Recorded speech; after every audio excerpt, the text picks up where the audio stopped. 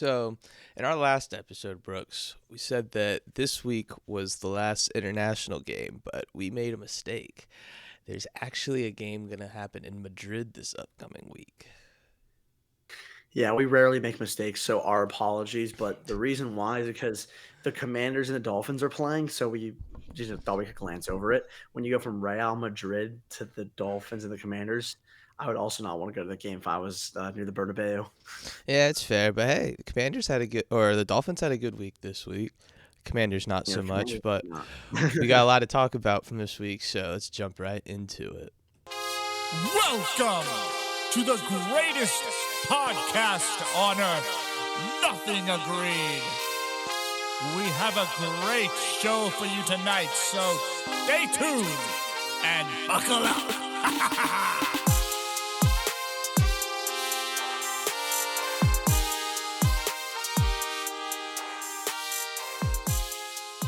Yo, welcome back to another episode. Nothing agreed. Back with the boys today.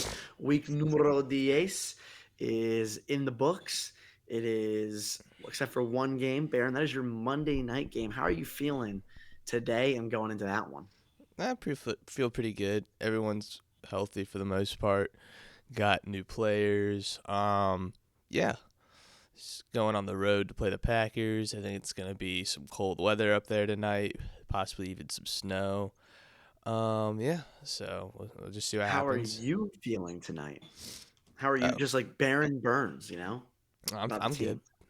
I feel good about it. There you go. This is a Packers team that's not really consistent or proven to me. So yeah, I think the Eagles are one of the best teams, if not the best team in the league. So yeah, I think this is going to be a easy game, or not easy game, but it should not be as difficult as everyone thinks it will be. I don't think them adding Michael Parsons is a needle changer at all, because historically Michael Parsons doesn't do much against us. So How is Baron Burns doing?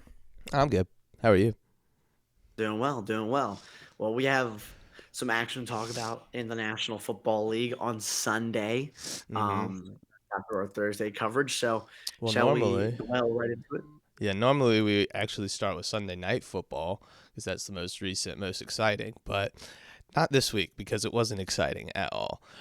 So we're gonna start from the bottom.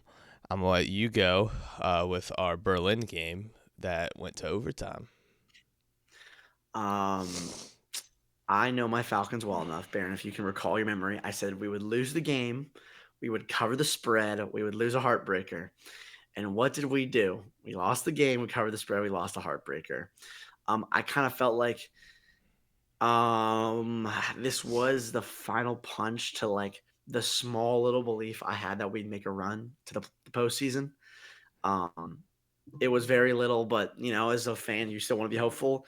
This was the gut punch. I know the Colts are 8-2 now. I think they were 7-2 coming in Mm-hmm. that ball game, and I know that's a tough game to win, but still, it's a game you kind of have to win. And knowing us, how we play against the big teams, we played decently well on defense. We played pretty well on defense. I mean, Jonathan Yeah. Taylor had a couple big runs. Like I said, that's probably going to happen. We have to stop it to win the game. We did not. But the offense, man, it is time for Zach Robinson and Raheem Morris to go. That to me is, I think, solidified and will change at the end of the season. Penix isn't playing his best, looks a little inaccurate. And yeah, to me, we have one of the more talented rosters in football. Talented, not well rounded. And unfortunately, that's biting us in the butt. I had a Saints fan sympathizing with me yesterday. That's not good. That is not good. That's like an Eagles and a Cowboys fan sympathizing with each other. That's like a Niners and Rams fan sympathizing with each other. I mean, Mm-hmm. that is like the Packers and the Bears sympathizing with each other. It Did you see is that? not good. Did you see that one tweet? It was like the quote unquote, "This is how you properly rebuild Falcons," are only one win above the worst team in the last century, Saints. So Yeah, exactly. So, um, gonna cry. Gonna not even actually. I'm not gonna cry. I'm just used to it now. Um, just a broken wall at this point. So, yeah. but for the Colts, Jonathan Taylor, man, really, really making not only to me best running back push. I think he needs to get thrown in the MVP mix. I hated the MVP mix as a quarterback award. I mean, without Jonathan Taylor, I think the Colts could be a complete flip of a team because when you take him away and you take away those rushing yards, how much of that is the offensive line we can talk about. But you take away those rushing yards and you make Daniel Jones throw on 3rd and long. We saw how that happen when up in Pittsburgh. We saw what happened when that Mm-hmm. happens. This team would be completely different. So I think Jonathan Taylor needs to have some MVP talks around his name. He absolutely should. I'm sure he'll have the talks. He won't win it, but we've seen it happen the last 2 years. Christian McCaffrey, this 49ers team would be nothing without him. Doesn't win MVP. Saquon Barkley. This Eagles team is a playoff. This team doesn't do anything without Saquon Barkley, which is also not true. But yeah, no MVP after a 2,000 rushing yard season. So yeah, I don't really think it matters what Jonathan Taylor does. I think history's just kind of proven he's not going to win MVP. He's going to win Offensive Player of the Year, that's for sure. But yeah, it's just not gonna happen, and there's how. Yeah, like you said, it's a quarterback award. Yeah, I think it would be an absolute crime and a just disservice to the city of Atlanta if Raheem Morris and Zach Robinson are still there by the end of the season. Yeah. I think Arthur Blank's smart enough to understand that something's got to change. I think he's one of the better owners in the league, so I think he will identify this, right the wrongs, and get back on track. But yeah, this kind of coaching regime has been awful. That's really all, like you said, that's really all you can really say about the Falcons. You look at their roster, the talent is there. Offensively, they have receivers. They have one of the best all-around running backs in the league, I might add. I think Bijan Robinson probably is the best all-around running back in the league, in my opinion. Yes.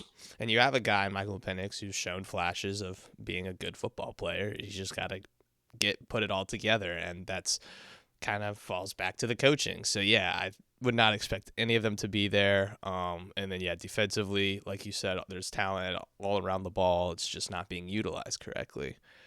Looking at the Colts, like you said, this team is nothing without Jonathan Taylor.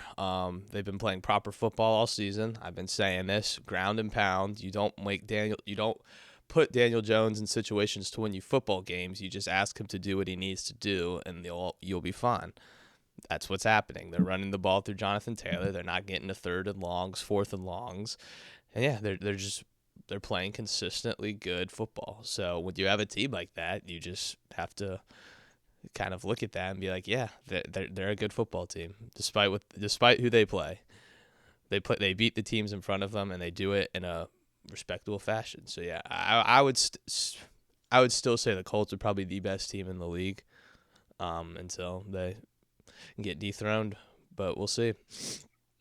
I see the weaknesses, so I'm not going to say that at all, actually. So that's fair. If the Eagles win tonight, no, they're the best team in the league, but we can move on. Yeah, Jets Browns, cool game, I guess. I didn't really watch much of it. It was a pretty cool game. If you're a Jets fan. Funny little story. I have my kickers, punters, and special teams league. I have Jets special teams on my bench. Dropped 101 points. Still won the game though. Still won. There you go. I had the Raiders special teams, which dropped 4. So thought I was going to lose because I was a 2% chance to win, and I won that one. So yeah. Yeah, Jets special teams really came alive for them. Brees Hall, great. Probably their only good player left. Yeah. At least offensively. Wilson. But he's out, isn't he, for the season? I mean, he played. No, he played. Oh, and then he was questionable to return.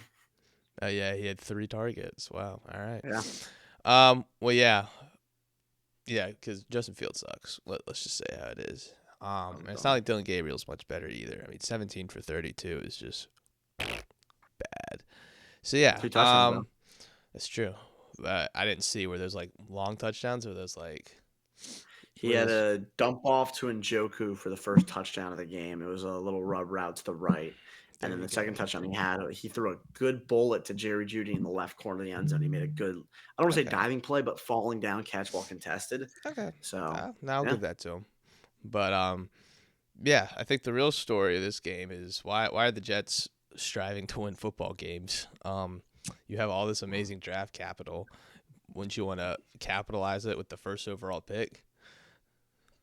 True. And that's kind of what I would want to do if I'm the owner. Granted, this draft class doesn't look like it's gonna be anything spectacular, but there's always diamonds in the rough that you can find, and it may not be with that first overall pick, but it could be with some of those other picks you've picked up. But we'll move on to a divisional showdown between the Texans and the Jaguars, which ended in pretty exciting fashion, I might add. It was ended with an origami. That's right. Oh, wow. There you go. Yeah, Texans were down 19, came all the way back to take the lead late in the game, but they left, I think it was like 50 seconds left for Trevor Lawrence to get Cam Little, whose field goal range is like... It was like 20, no, it was like 29 in the timeout. And they took a sack, and that had been a timeout. I was getting it. All right, well, Brooks just took all the fun out of it. So, yeah, they got a sack. Ahead. No, it's too late. They got a sack, had to call their timeout after they only needed like 15 yards to get Cam Little into range, which is crazy, by the way. But through Trevor Lawrence, after the sack, dropped out, had a great scramble, got out of bounds. There was like 17 seconds left. They still had no timeouts, mind you, but they were like less than, it was like 5 yards away from his field goal range at this point. Mind you, the field goal range line's at the 50-yard line. That's how good Cam Little is. And they get a first down. They're well within range. They got it. Trevor Lawrence throws a strike. I forget who it was to, but it was caught. 15-yard play, out of bounds. Not 7 seconds left on the clock.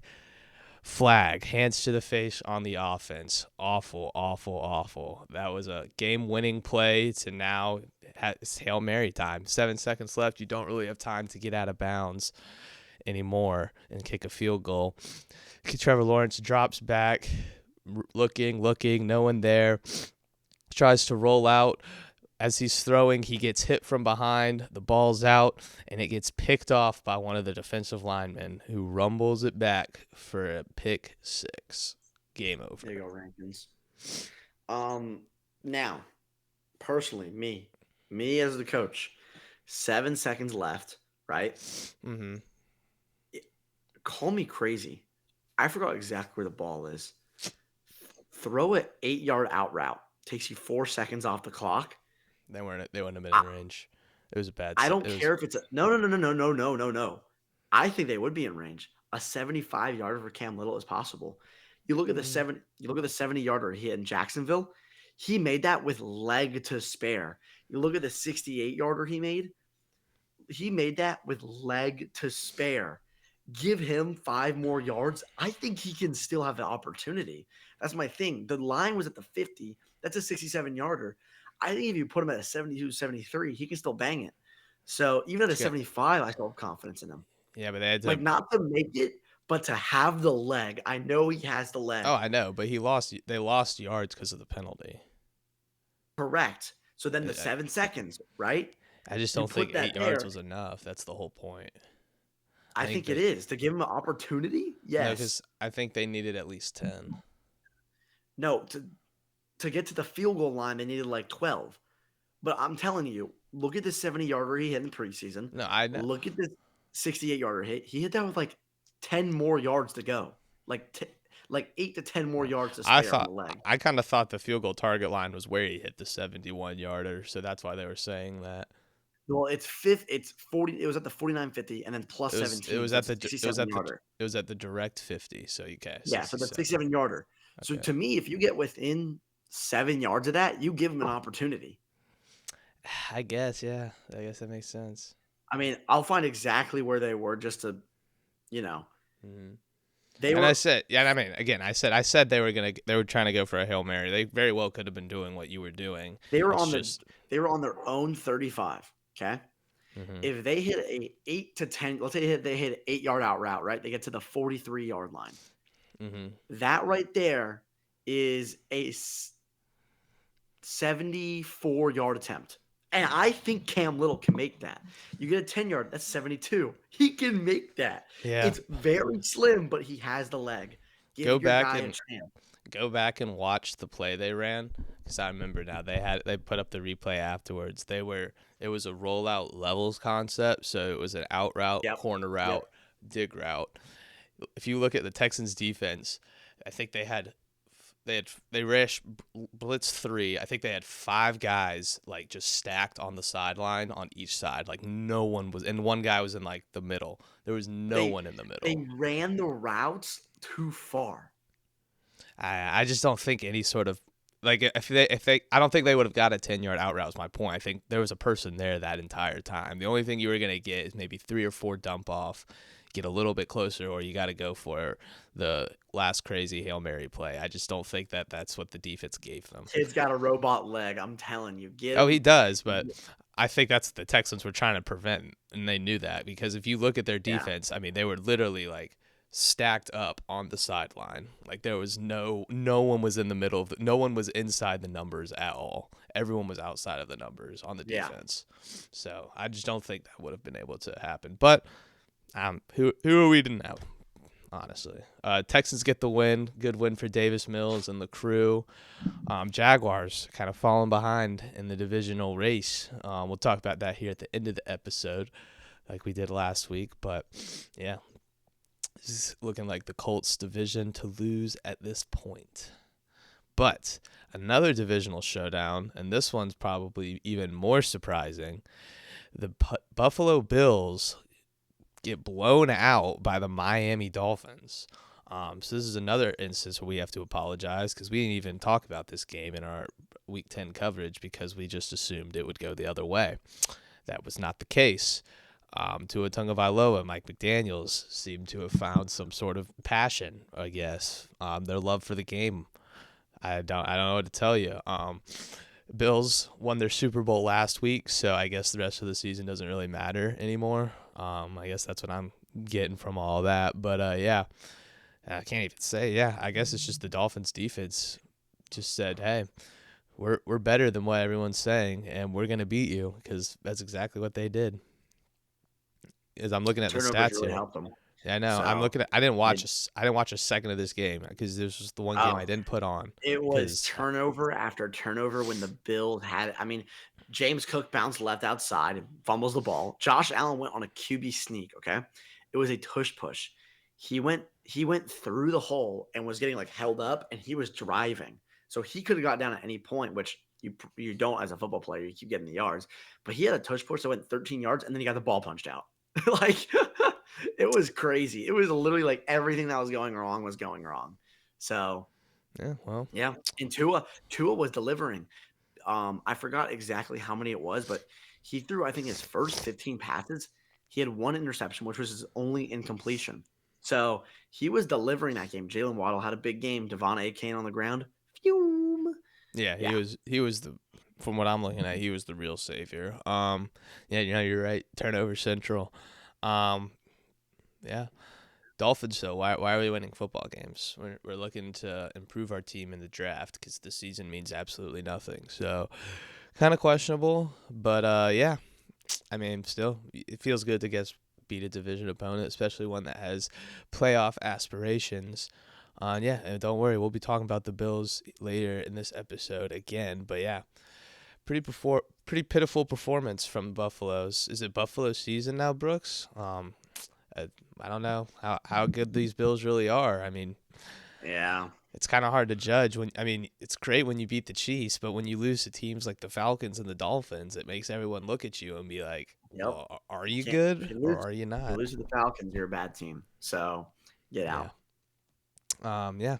But we'll move on. We'll come back to the Bills later because we have the Tom Brady Bowl, as you would put it last week, I guess. Yes, Where sir. your Patriots came out successful on the road and beat the Buccaneers. You took the Patriots, I took the Buccaneers. Yeah, not my Patriots. Yeah, I'll tell I you know. that. I Not my know. Patriots, but I took That's the why, Patriots. that's why I said that. And um, uh, I'll save it for Sunday Night Football. My comment, but yeah, this was a pretty good game on paper, and it was a pretty good game. But to be honest, I mean, it was New England almost. It was almost New England wire to wire. I mean, Emeka Egbuka caught the touchdown to take the lead in the first quarter, and then after, the second quarter, it was all Patriots kind of wire to wire after that. It wasn't back and forth, but still a pretty good game.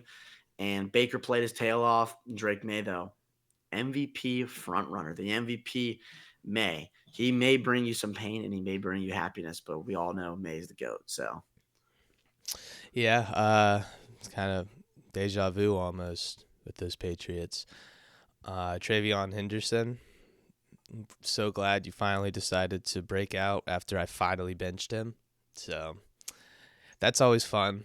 I hate him now, by the way. He's dead to me. And yeah, other than that, I think the real tell of the tale here is these Buccaneers defense just kind of crumbled here in the second half of the season. After performing so well against elite teams at the beginning of the season, I mean, you're just kind of falling apart, it feels like.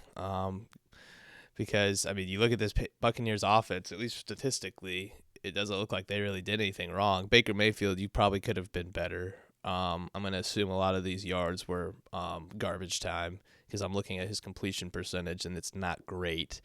And I do remember tuning into this game every now and then, and this score was not this close. So it must be some sort of garbage time statistics gone into it. But really, even if you take away like 70 of his yards, he still had like 203. So it's like you can't really look at the offense and be like, yeah, what's going on? I think ultimately this is just Buccaneers kind of, defensive collapse here in the second half of the season. Travion Henderson, big game, his first kind of big game of his career too. Yeah. So we'll keep our eye on the Buccaneers. Their division's kind of a freebie, so they should still make the playoffs. But yeah, hopefully this defense and offense can get fully healthy by the come playoff times, because we know when they can, they're a good team. So we'll see what happens. But we'll move on. The trap was there, Brooks. The trap was there the whole time, but it could not snare the Bears this time. If Jackson Dart doesn't get injured, Giants win the football game. Okay. Yeah, I fully agree. Yeah, that's all I gotta say. Giants were in control till Jackson Dart got a concussion. So I'll put my hands up Drewski style and laugh this one off. That's all I gotta say about the game. And now one more thing. At least compliment the Bears for coming back and winning. There you go. No, that's absolutely fair. Got a tough weather. You were blessed with an injury. I don't know why they don't trade DJ Moore. He retires, just doing cardio out there. But snuck out a 4-point victory. Bears moved to 6-3 in their division, and I think they're making a playoff push for sure. So I think we'll definitely see two NFC North teams in those wild card spots, if you asked me today. Yeah. I think we will too. Yeah. So, but we got another NFC North team. This one lost though. Vikings cannot get it done against the Ravens. JJ McCarthy has resorted back to being ass. Yeah, a little arm punts this week. So he can really zip a ball, but the balls he zip, are not accurate. They just fling right on over. So, Justin Jefferson, I forgot his final stat line, but when I checked in the fourth quarter, 12 targets, 4 catches. Not really in his playable area sometimes. So, Nope. that's all you expect. I think the Ravens offense to be much better than they were. They settled for a lot of field goals. So that red zone offense got to be better. Yeah. Wouldn't be surprised if Justin Jefferson requested a trade soon. I mean, this is just bad. I feel like this is just offensive malpractice. I feel like you have who you say is the best receiver in the league, you're going to be fighting for your life on that opinion after this season. But I mean, you give a guy like that. I mean, I just don't know why they got rid of Sam Darnold. Everything was working with him. Even Kirk Cousins. I just feel like every time the Vikings think they finally find a good quarterback play, they offload it or they don't re-sign it. They're like, no, we know what we're doing. Kevin O'Connell, he's the QB whisperer. He could turn anyone good. Well, look, you finally got a rookie, a young guy in the building. sure, he had a good game last week against a division opponent, but ultimately now I just think that says kind of like what you were saying more about the Detroit defense late in the season than it does about him. So, because you look at this Ravens team who does not have a good defense. They've kind of started playing better, but They've been playing better now. but statistically this season, not a great defense. And yeah, you just stunk it up again. So we'll see. We'll keep watching them the rest of the season. But yeah, I would not be surprised if Justin Jefferson requested a trade if if the quarterback play does not get better by the end of the season, because it's just stupid. He's 6 years into his career now. Receivers don't last that long, and I think he's been pretty adamant about wanting to win a Super Bowl. So yeah, I would not be surprised if we saw him move on from Minnesota here pretty soon. But yeah, let's talk about the Ravens real quick. Like you said, they're getting back into the swing of things. Lamar Jackson looked good. Played against like I said, that defense was giving him a hard time for most of the game, but they just found ways to break through. Ultimately, when your defense is on the field for 75% of the game and your offense is on the field for 25%, your defense is going to eventually crack. So, yeah, I think ultimately this game's just on the Vikings offense. They weren't good at all. They couldn't produce. And, yeah, DeMarcus Lawrence had more touchdowns this week than has the same amount of touchdowns in 1 week than Justin Jefferson has all season. Mm-hmm. So there you go. Yeah, I would not expect him to be in purple and gold next year, but we'll see what happens, or purple and white, whatever they are. Saints and Panthers, another divisional showdown. We had quite a few of those this week. And shout out to the Saints, but Yes, again, sir. Look why- who called it, baby. I know. Well, you wanted to glance over this game like you did with the Dolphins-Bills, and I said, "Nuh-uh, I got the Saints." What did I say? Well, I didn't know the Panthers were just going to retire after half of the season, because that seems what happened. Clearly, I will have to give you some praise. You are a really good person at talking football, but clearly you are not familiar with the linguistics of the NFC South, because the NFC South is, wow, this team looks really good. Are they going to win this easy football game? And every time it's no. Every single time it's no. So you are not familiar with the NFC South's game, and get familiar with it. All right, well, that's my bad then. That's okay. Regardless, I'm just an NFC South expert, so. No, I would hope so. Regardless, Saints, what are we doing? Why are we winning football games? You're trying to rebuild. Tyler Shook, baby. No, we're trying to rebuild, right? We're trying to rebuild like the Falcons do, the glorious rebuild. And that was a low blow. All right, that was a low blow. Well, that's just what right? they say. That's why I did that. That was a low blow. They're your enemies. That's why they're talking shit about you. Play better and back it up. That was a low blow. Play better and back it up. Get Raheem Morris on the phone. You know what I want to do. You know what I want to do. I'm talking to you. I'm talking to you. Yeah, sorry. But yeah, why are we winning football games for the Saints? We're trying to get better. We're trying to get better draft picks. We're trying to get good players.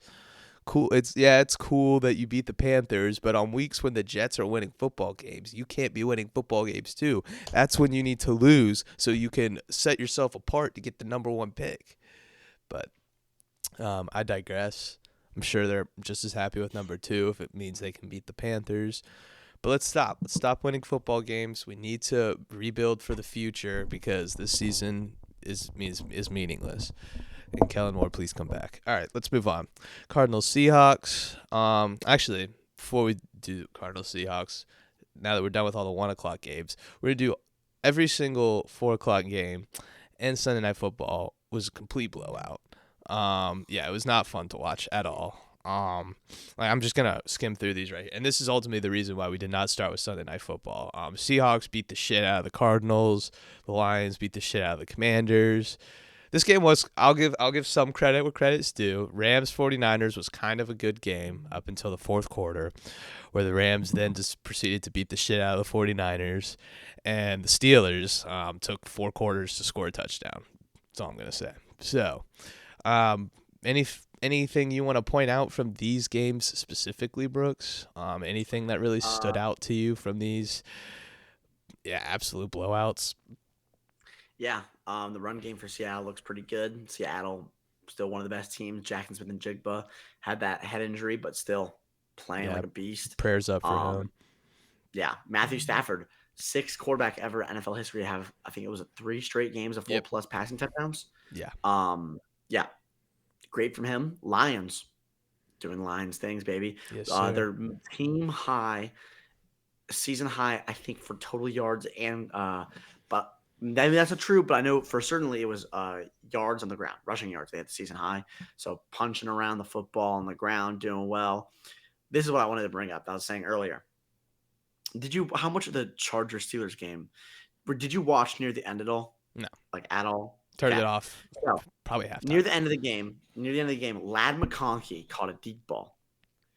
And broke a tackle and was one-on-one with the defender and kept running. And then he stopped. Okay. And he was trying to beat the defender. And then he kind of like ran out of stamina.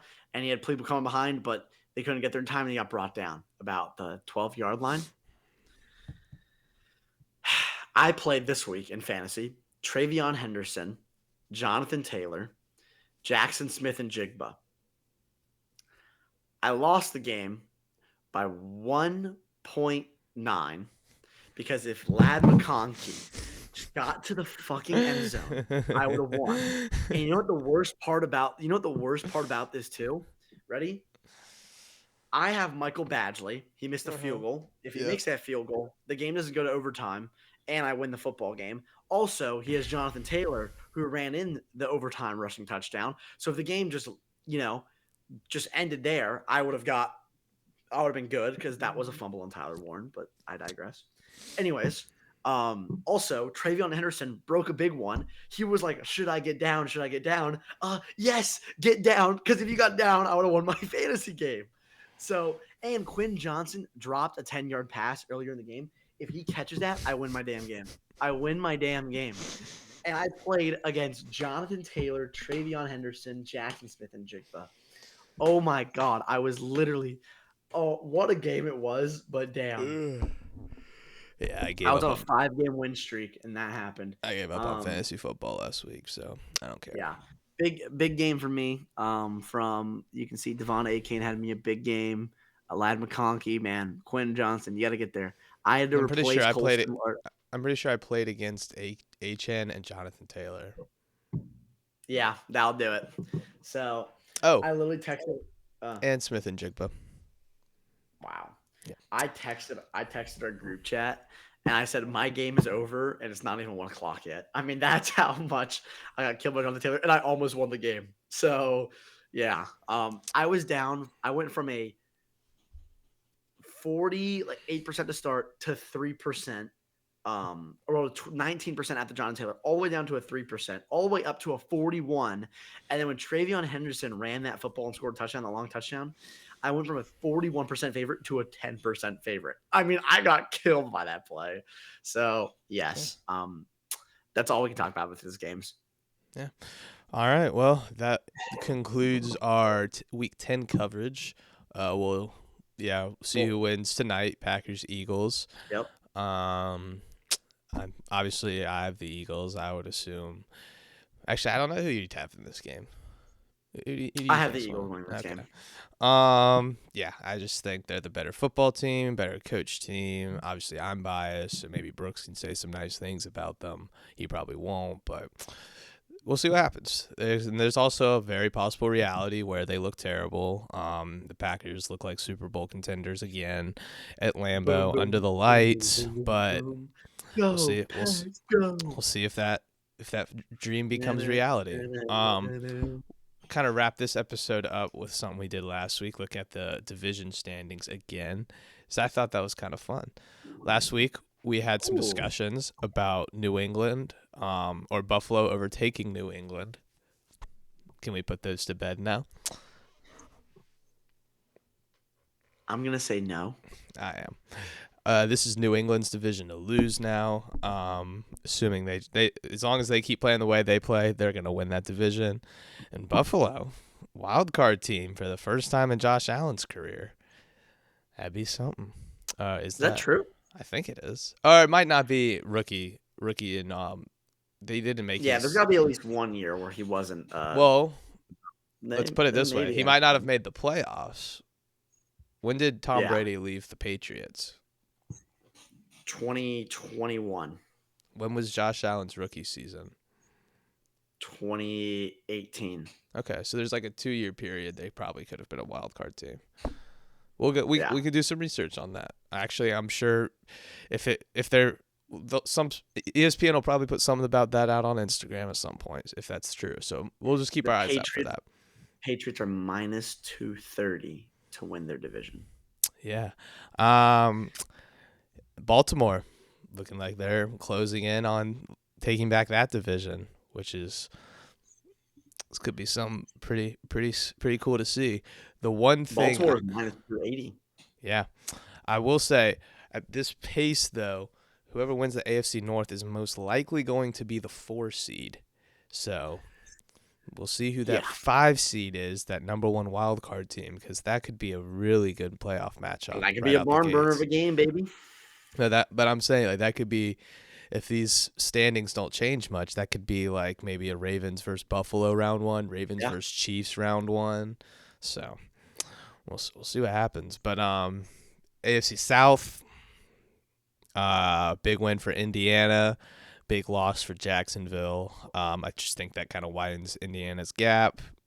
I think that's also their division to lose at this point, and I think they're going to be representing that one in the playoffs. AFC West, Chiefs were on a bye week, but it was not a good bye week for them since the Broncos and Chargers squeaked out primetime wins to improve their win columns. The Chiefs are now 3 games behind the Broncos. Yes. Not only that, they're 2 games now behind or I guess a game and a half now behind the Chargers. Is the Chiefs playoffs chances in jeopardy right now at this point in the season? No. No. Not even close to jeopardy. You are the Kansas City Chiefs. You're good. You're going to find a way. I'm not calling them in jeopardy. I still like them to make the playoffs, of course. Right. I don't think it's ever wise to bet against Andy Reid and Patrick Mahomes, but Chargers look like a much better coach team than they have in years past. And like we said last week, despite how these wins look, Denver is winning football games. So we're going into week 11. There's only 7 weeks left. I'm not saying it's, like I said, it's not wise to bet against those two, but if I'm a fan, I'm definitely starting to feel the heat a little. This might be a year we don't go to the playoffs. It's kind of scary because I guess they could send 2 conference teams. What am I talking about? Actually, right now, no, because Jacksonville has the tiebreaker on them. So, yeah, I think they would be they would be the 7th seed.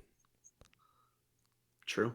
Should we talk about Thursday Night Football next week before we go off here? We will. But let's look at the NFC. East and South, not much to talk about there. The NFC North, 2 big wins for Detroit, big win for Chicago.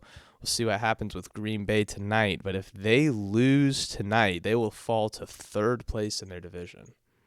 Which is crazy, by the way. I got that record. Because right now they're winning it. Yes. And if they win tonight, they'll not only be winning their division, they'll be winning the NFC, which is kind of crazy. I forgot who said it, but I definitely saw a segment that it was probably ESPN or Bleacher Report. It was on Instagram, but they was talking about like 10 wins might not even be enough to go to the playoffs in the NFC this year, which is kind of crazy. Yeah. But you look at the NFC West. I think it will, but I do as well. Because, you look at the NFC West, that's actually a very still close division race, and so is the NFC North, so we still don't know who's going to win those 2 divisions. I would expect 3 teams from the NFC North to go to the playoffs with the way the Bears are playing, unless they kind of teeter out. I would also expect – I think you can go ahead and like these are going to be your 7 NFC playoff teams. I'm just going to go ahead and say it, unless something drastic happens. We just don't know who's going to be where. But I think you're going to see Philadelphia, Green Bay, Detroit, Chicago, Tampa Bay, Seattle, and Los Angeles. Those will be your 7 teams. We just don't know which order yet. Mind you, the 49ers could sneak in. There's still a chance for them to make it. And as crazy as it sounds, it's not ridiculous to say the Panthers could sneak in. They could. They very well could. Statistically, they could. Is it a good chance? Not likely, but they could. And yeah, I mean, if Minnesota wins out, I guess they technically could make it as well. Probably not a great chance, but I don't think anyone else from the East is going to go unless Dallas also turns it around. Maybe these trades turn something around for them. I guess statistically there's still a chance for them as well, but I would not expect Commanders, Giants, Falcons, Saints, Cardinals to make the playoffs. And honestly, if we're being honest, I don't expect the Vikings to either. Panthers, I could see a push from. Cowboys, I could also see a push from. But I'd have to look at the Panthers' schedule. That is a big part of that. There you go. All right. Thursday Night Football. Is that what we're looking at? Next week is Jets Patriots. Can we just Nah, that's good with me. That'll be the episode. Nothing Agreed. Thank y'all so much for listening. Who y'all got on Monday night in your division winners? Any mix-ups or is anything changing? Thank y'all so much for listening, and peace.